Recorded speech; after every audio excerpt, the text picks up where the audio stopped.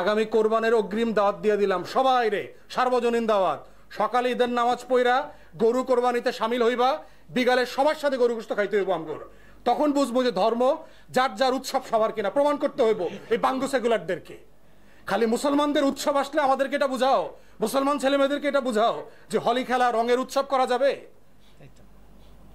সবাইরে যদি সার্বজনীন হয় সবাইরে বুঝাও, দেখি আসো কিনা। আশুরার রাতে আমাদের সাথে শোক মিছিল করো, আমাদের আশুরার সময় রোজা রাখো, 2 দিন 3 দিন করে রোজা রাখো, আমাদের উৎসবে সামিল হও, শবে বরাতের ইবাদতে সামিল হও। দেখো ইবাদত উৎসব কিনা, সার্বজনীন কিনা। সেটা তো সার্বজনীন হইতেছে না। খালি হিন্দুর উৎসবে অংশগ্রহণ করে মুসলমানের বাচ্চাদেরকে প্রমাণ করতে হবে তারা অসাম্প্রদায়িক, তারা সার্বজনীন। এবং না করলে আবার আমাদের সমালোচনার শিকার হইতে হবে যে আমরা নাকি উদার না, আমরা নাকি ডেমোক্রেট না, এটা না সেটা না। তাহলে আওয়ামী লীগের বিরুদ্ধে 4টা চার্জশিট দিলাম। If I can carry on, I can go on for hours. এই চার্জশিটের শেষ নাই। আওয়ামী লীগ বাংলাদেশের একটা অভিশপ্ত রাজনৈতিক দল। এর আগে আমি এটা বলেছি, পলাশীর দিবসে এই দলের জন্ম হয়েছে।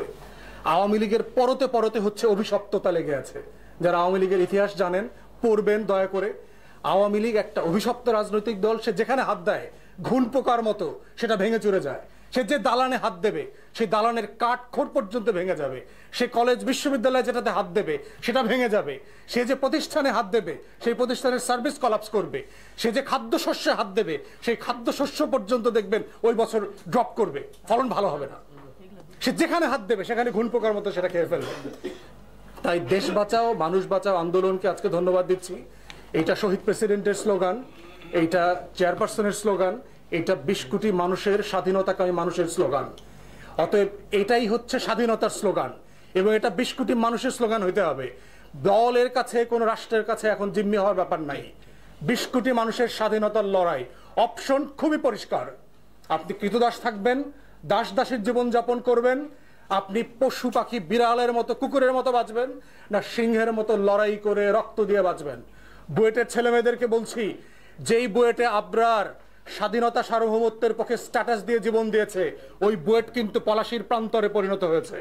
অতএব বুয়েটের ছেলে মেয়েদেরকে সিদ্ধান্ত নিতে হবে, তোমরা কি 2024 সালে মির্জাফরি করবা, রায়দুল্লাহ বা জগৎ শেঠের মতো স্বাধীনতার সাথে বেইমানি করবা, নাকি সিরাজউদ্দৌলার মতো জীবন দিয়ে প্রমাণ করবা, আবরারের মতো জীবন দিয়ে প্রমাণ করবা যে আমরা রক্ত দিব, জীবন দিব, ক্যারিয়ার স্যাক্রিফাইস হবে, তারপর স্বাধীনতা সার্বভৌমত্বের ব্যাপারে কোনো কম্প্রোমাইজ আমরা করব না এবং করব না। এই শপথ যদি নিতে পারো, সেদিন বুয়েটের ছেলে মেয়েদের সাথে বাংলাদেশের লক্ষ লক্ষ মানুষ রাস্তায় নেমে আসবে। কিন্তু তোমাদেরকে প্রমাণ করতে হবে যেটা তোমরা সেলফিশের কারণে করছো না, তোমাদের নিজস্ব ব্যক্তি স্বার্থের জন্য করছো না, তোমরা দেশের জন্য করছো। এই বৃহত্তর স্বার্থ না থাকলে বুয়েটের এই আন্দোলনের সাথে সারা দেশের মানুষের একাত্মতা তৈরি হবে না। এটাই বাস্তবতা। সবাইকে অসংখ্য ধন্যবাদ। আসসালামু আলাইকুম।